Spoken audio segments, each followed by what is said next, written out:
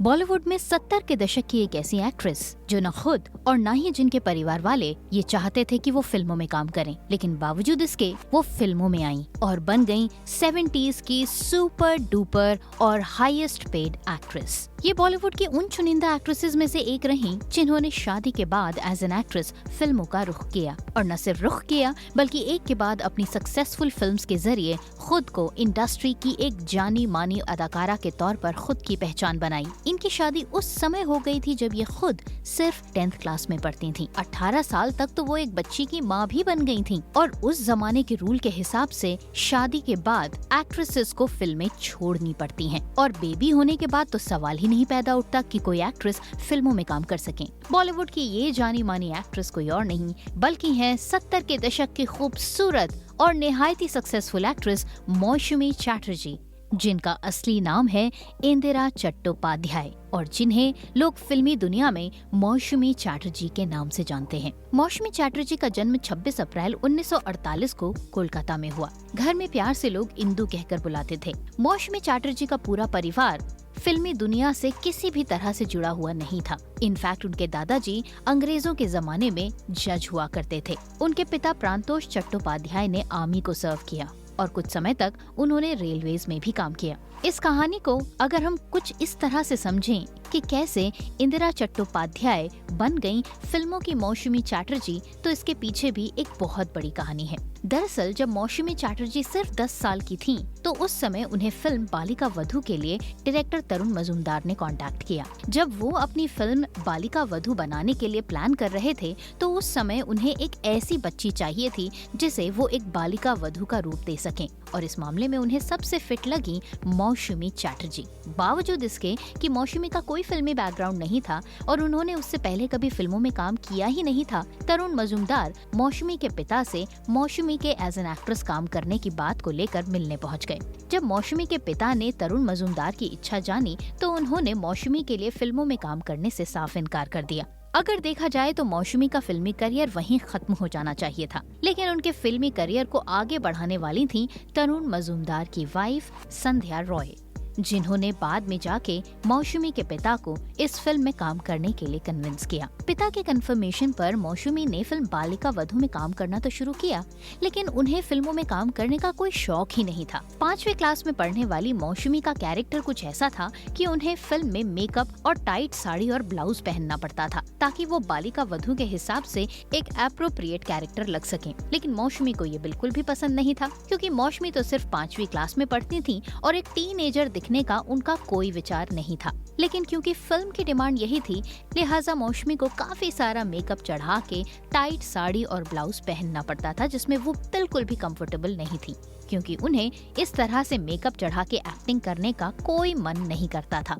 खैर, बालिका वधू की फिल्म की शूटिंग शुरू हुई, फिल्म खत्म भी हुई और उसके बाद वो सक्सेसफुल भी हुई, जिसके बाद मौसमी चैटर्जी अपने एरिया का एक जाना माना नाम, एक जानी मानी पहचान बन गईं। लेकिन एक बार इंटरेस्टिंगली बालिका वधू की शूटिंग के दौरान मौसमी चैटर्जी की मुलाकात हेमंत मुखोपाध्याय से हुई।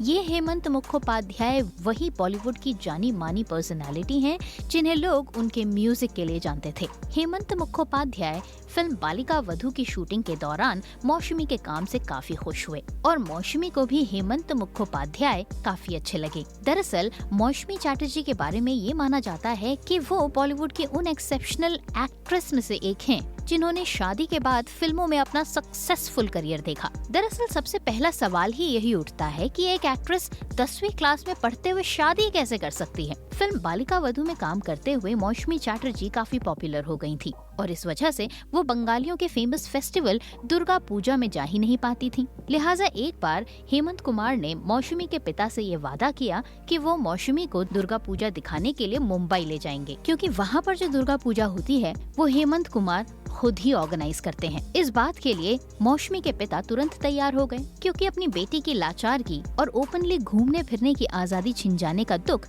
उनके पिता को भी था। वादे के मुताबिक हेमंत कुमार मौसमी को अपने साथ मुंबई ले गए यही वो कहानी थी जिसकी वजह से एक बहुत बड़ा रूमर बन गया। और वो रूमर ये था कि हेमंत कुमार मौसमी को अपने साथ मुंबई इसलिए ले गए हैं क्योंकि वो मौसमी की शादी अपने बेटे जयंत मुखर्जी से करवाना चाहते हैं। जब ये खबर मौसमी की रिश्तेदारी में फैली तो मौसमी के पिता की एक करीब की आंटी ने मौसमी के पिता की क्लास लगा दी और उन्हें ये कहकर डांटना शुरू कर दिया कि तुम अपनी अनमैरिड बेटी को कैसे किसी दूसरे के घर भेज सकते हो। दोनों के बीच ये बातचीत चल ही रही थी कि तभी हेमंत कुमार उनके घर आ गए और उन्होंने ये सब कुछ सुन लिया। ये बातें हेमंत कुमार को कुछ इस तरह से चुभ गई कि उन्होंने उसी समय कहा कि इंदु यानी मौसमी चैटर्जी मेरी बहू बनेगी। इसके बाद से वो जितनी भी अफवाहें मौसमी को लेकर फैली हुई थी उन सबको हेमंत कुमार ने एक झटके में सच साबित कर दिया। जब मौसमी की शादी हेमंत कुमार के बेटे जयंत मुखर्जी से हुई